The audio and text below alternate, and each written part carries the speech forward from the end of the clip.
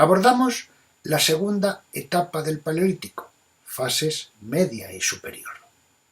Tras marcar la bifurcación en el proceso evolutivo humano, basado en los análisis de ADN de los huesos hallados en Atapuerca, presentamos la clasificación de esta etapa según las herramientas de piedra-hueso, musteriense, auriñaciense, solutrense y magdaleniense. Nos detenemos en las características de los neandertales y citamos el Valle de los Neandertales de Pinilla del Valle, en la Comunidad de Madrid.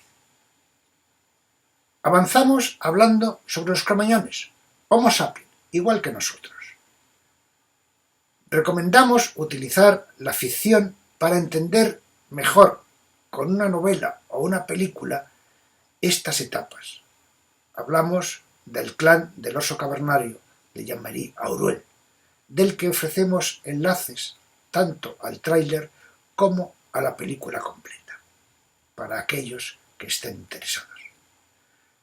Pasamos a los detalles de la Cueva de Altamira, la Capilla Sixtina del arte parietal, recomendando la visión de un excelente vídeo del Museo de Altamira. Y, para concluir, utilizamos la interpretación sobre el arte parietal de Arnold Hauser. Vamos a ver.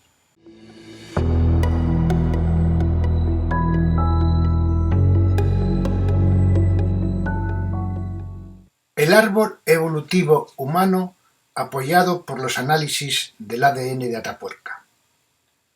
Nuevos análisis en los que han participado el equipo de Luis Arzuaga confirman la hipótesis de los restos de los 28 individuos que se han encontrado en la cima de los huesos. Eran antepasados lejanos de los neandertales. En este estudio se ha hecho el análisis del material genético más antiguo, 430.000 años. Miren en el gráfico cómo pudo ser esa evolución.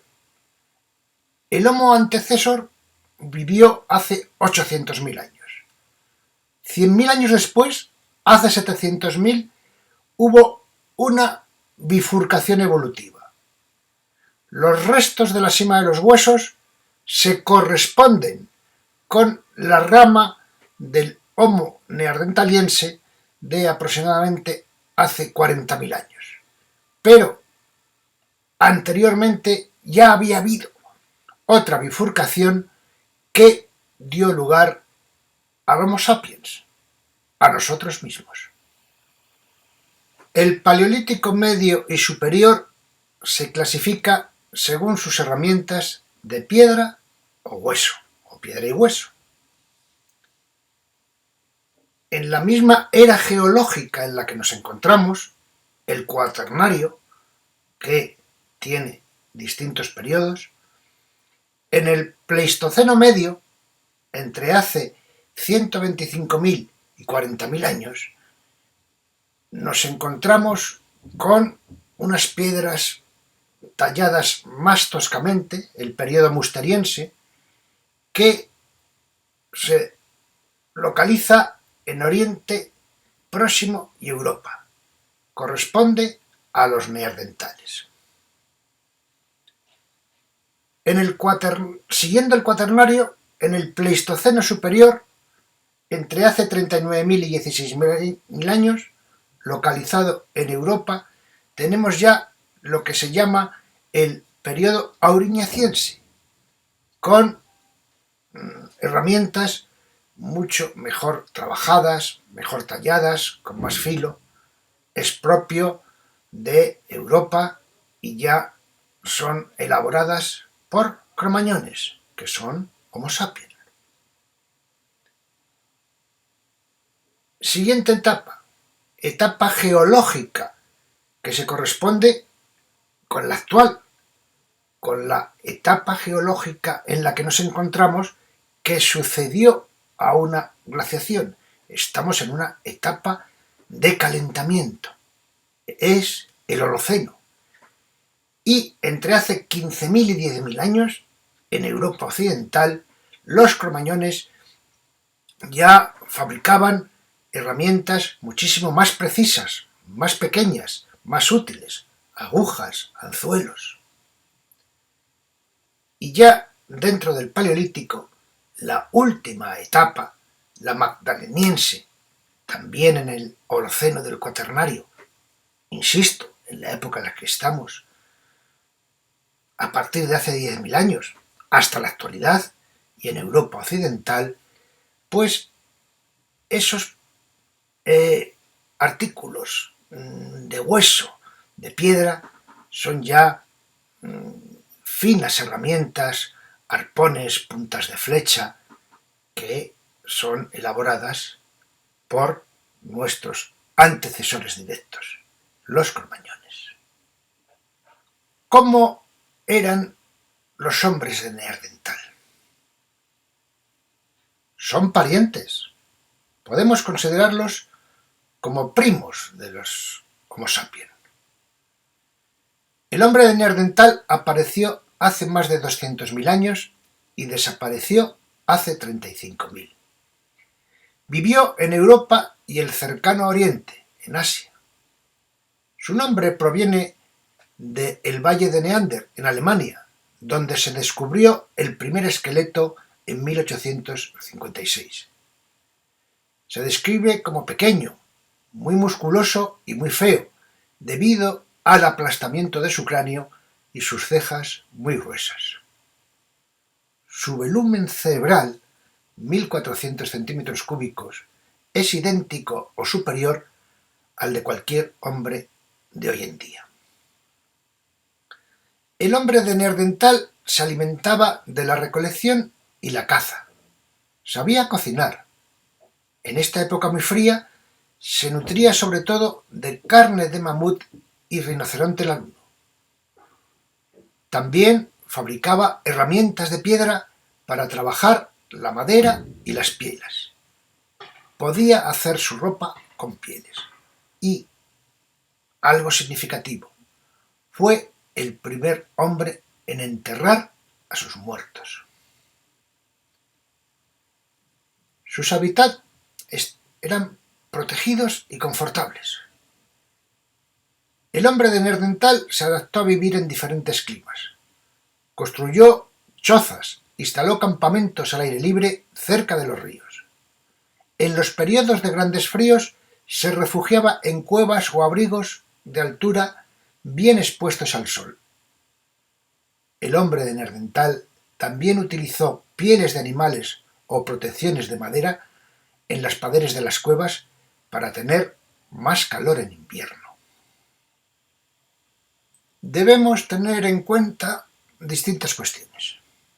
Nuestra huella genética neandertal influye en el sueño, en el humor y en cómo nos afecta o no la COVID. En un descubrimiento realizado en la cueva de Guatari, en Italia, con los restos de 9 neandertales, nos han dado una nueva visión de la historia evolutiva. Es un hallazgo importante, porque constituye una pieza fundamental para aclarar nuestros orígenes y nuestro pasado, y revela que su herencia sigue existiendo hoy. En la actualidad afecta a muchos aspectos de nuestra vida, y como se ha constatado en un estudio reciente, sus genes influyen en parte en nuestra susceptibilidad a la COVID-19.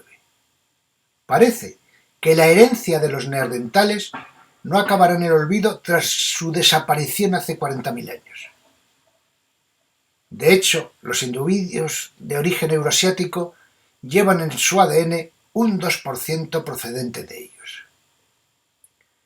De ese porcentaje, algunos de los genes estudiados influyen en la calidad y tipo de sueño, en el humor, en la tendencia al aislamiento y en la susceptibilidad a la infección por COVID-19. Según los investigadores, los que portan o portamos esos genes hemos sido más inmunes, hemos tenido más defensas ante la epidemia de ese coronavirus. Los neandertales además no eran tan diferentes a nosotros. Buscaron climas cálidos para vivir en familia. No todo fue fríos, sobrevivir en la estepa, etc. La mayor parte del tiempo geológico se asentaron en áreas de clima mediterráneo y subtropical. En la Comunidad de Madrid también hemos tenido la presencia de hombres de Neandertal. De hecho, en Pinilla del Valle, la Comunidad de Madrid ha abierto un centro de interpretación que llama el Valle de los Neandertales. Se trata de un museo para mostrar al público, un museo al aire libre, como en el norte de la región y durante más de 200.000 años hubo grupos de neandertales que compartieron hábitat con hienas, osos o leones. Este centro está desarrollado desde el Museo Arqueológico Regional y muestra moldes y piezas de los principales hallazgos de este enclave, considerado uno de los más importantes de Europa en el mundo neandertal, siendo de los pocos que contienen restos paleoantropológicos de esta especie. La investigación de esos yacimientos de Pinilla del Valle está dirigida por el paleontólogo codirector del yacimiento de Atapuerca, Juan Luis Arzuaga, el director del Museo Arqueológico Nacional, Enrique Baquedano, y el geólogo y vicedirector del Centro Nacional de Investigación sobre la Evolución Humana, Alfredo Pérez González. ¿Y cómo fueron los hombres de Cro-Magnon? Que son Homo sapiens, igual que nosotros. Llegaron a Europa desde Oriente Medio y se instalaron hace unos 40.000 años. Los científicos les dieron el nombre de la cueva de Dordoña, sureste de Francia, donde por primera vez se encontraron herramientas y huesos de este periodo, a principios del siglo XX. Los hombres de Cro-Magnon vivían en familias reagrupadas en clanes, y los clanes estaban muy organizados. Cada uno tenía su papel. Ya había una división del trabajo. Algunos fabricaban herramientas, otros recolectaban, cazaban o pescaban. Las mujeres se ocupaban sobre todo de preparar la comida y educar a los niños. También participan en la recolección o en la pesca. Algunas saben tallar piedras, otras cosen las pieles de los animales cazados para fabricar tiendas de campaña. Los niños aprenden a tallar las piedras, a cazar y a pescar con un arpón. El resto del tiempo se divierten. Neandertales y cromañones no coincidieron en la península ibérica. El encuentro entre neandertales y cromañones no se produjo. Esta ha sido la conclusión de un equipo de investigadores de varias universidades, de Australia, de Oxford, del País Vasco, de Girona y de Oviedo, tras volver a datar los rastros de 3 cuevas situadas en la ruta de entrada por los Pirineos: La Breda en Girona, la Beco Cova en Guipúzcoa y la Viña en Asturias. Para datar restos prehistóricos se ha utilizado el isótopo radiactivo carbono 14, que liberan los seres vivos después de su muerte. Pero para periodos superiores a 40.000 años, la cantidad que resta es tan pequeña que se puede contaminar fácilmente. A partir del 2005 se utiliza una nueva técnica que purifica el colágeno en pruebas de ADN. De esta forma, al formarse, consigue que la porción de materia orgánica original sea más pura, según explican distintos profesores de los que han participado en esta investigación. Durante 25 años hemos hablado de que entre 10.000 y 8.000 años los neandertalienses y los cromañones convivieron.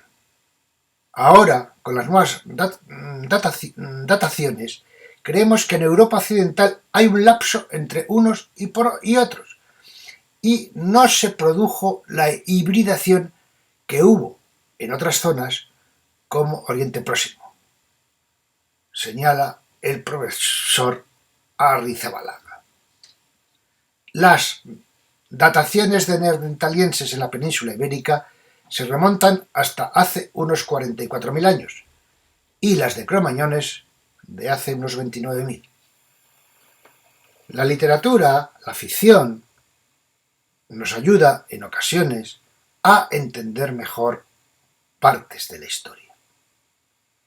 Este es el caso de un libro que les recomiendo, El clan del oso cavernario, de Jean-Marie Auel.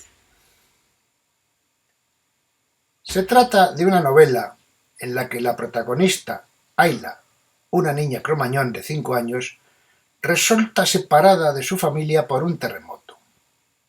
Tras días de fuga y de terror, y a punto de morir en su huida atacada por un león, es salvada y adoptada por Iza, la curandera de una tribu de neandertales, el clan del oso cavernario. Su mayor desarrollo e inteligencia provoca choques con los neandertalienses, traspasa algunos tabús, como el manejar armas, honda, y convertirse en cazadora, una actividad vedada a las mujeres.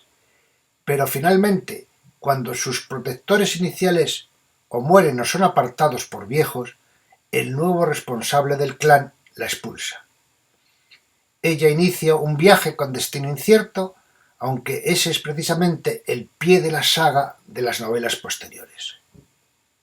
La historia novelada resulta apasionante, aunque en ocasiones recrea en exceso descripciones de la cultura material y de las hipótesis de usos de la misma por parte de los neandertalienses.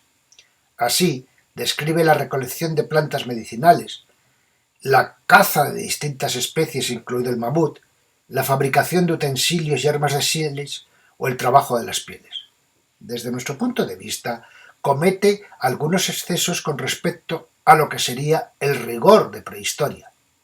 Podemos considerarlo licencias literarias, como atribuir memoria retrospectiva de especie a los neandertales, o suponer que el lenguaje articulado de estos era muy inferior.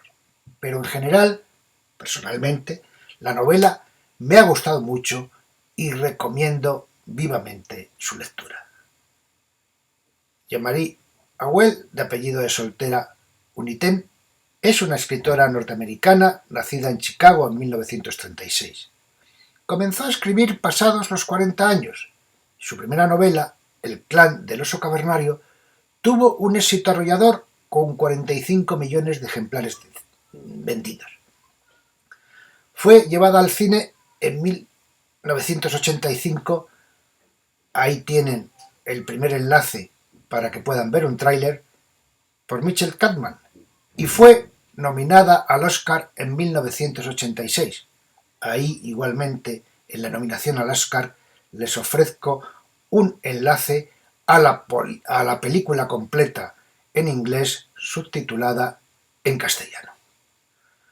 Ambientadas en la prehistoria, ha escrito una saga de novelas: El Valle de los Caballos, Cazadores de Mamut, Las Llanuras del Tránsito o Los Refugios de Piedra.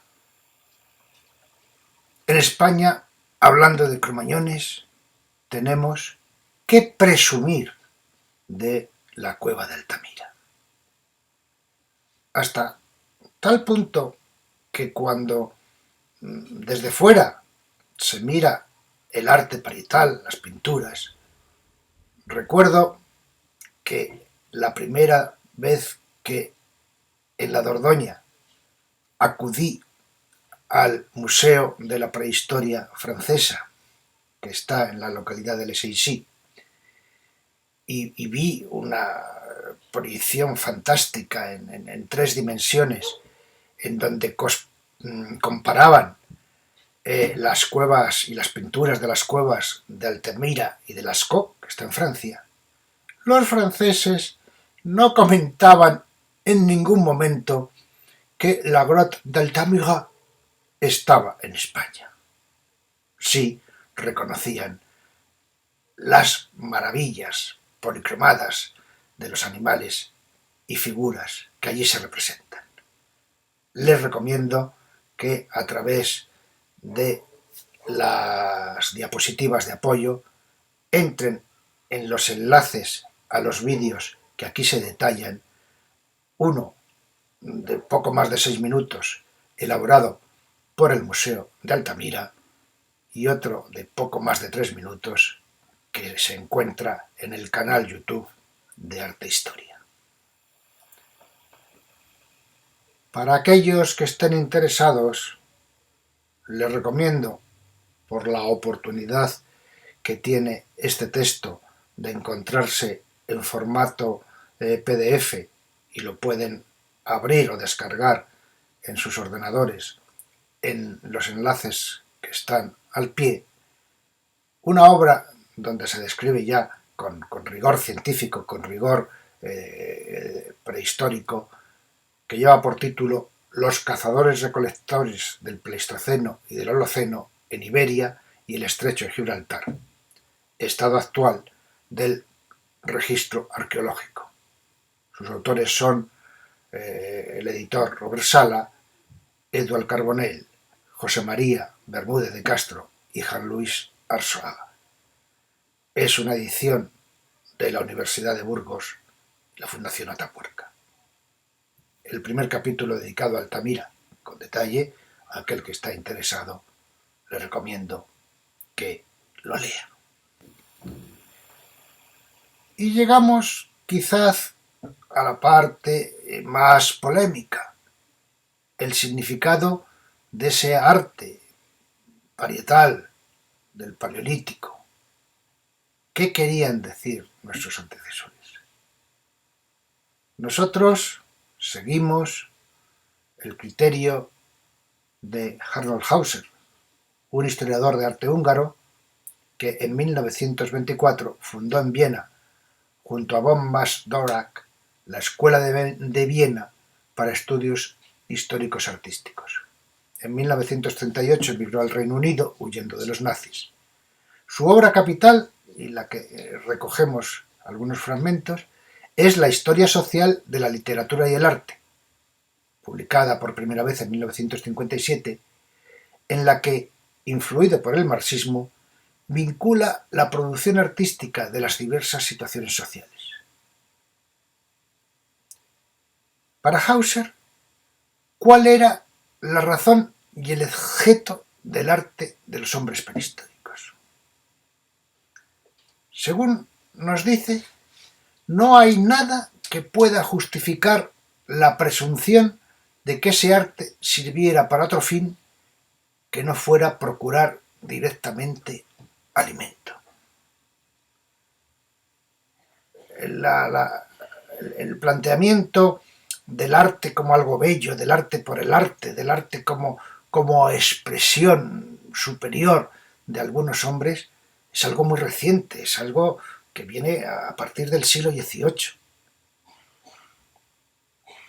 Lo que hoy por hoy calificamos como arte anterior era artesanía para honrar a dioses, a Dios, a algunos burgueses ya en el siglo XVI y XVII en Holanda. Pero esa idea de arte por el arte por la belleza, como les comento, es muy reciente. Hauser nos dice que las representaciones plásticas paleolíticas eran el aparejo de una magia. El pintor y cazador pensaba que con la pintura poseía ya la cosa misma y que con el retrato del objeto adquiría poder sobre el objeto. Creía que el animal de la realidad sufría la misma suerte que el que se ejecutaba sobre el animal retratado. De forma que todas esas pinturas corresponden a un proceso de magia iniciática, en donde los más expertos transmitían conocimiento, trasladaban técnicas de caza, marcaban los puntos en los que debían ser clavadas las flechas y las lanzas. Era una anticipación del efecto deseado, objeto propio del pensamiento mágico. Les agradezco mucho su atención. Nuestro viaje en el tiempo de esta sesión ha recorrido desde los neandertales, hace 200.000 años, hasta los cromañones, nuestros parientes directos. Espero que, como me ha ocurrido a mí, les haya resultado apasionante. Llamo su atención al apoyo en la ficción, como la novela y la película El clan del oso cavernario, para aproximarnos mejor, con un espíritu crítico más concreto, a los datos que estamos ofreciendo. Y como siempre, les ruego que leen, comenten, debatan, discutan sobre todo lo que les estamos aportando. También creo que merece la pena prestar atención a la interpretación social, a la interpretación de anticipación del efecto deseado de ese arte parietal que nos plantea Arnold Hauser. En la próxima sesión viajaremos a las culturas neolíticas, las edades de la cerámica y el cobre. Espero contar con ustedes. Y, como siempre, les recomiendo, nos recomendamos, cuídense, cuidémonos.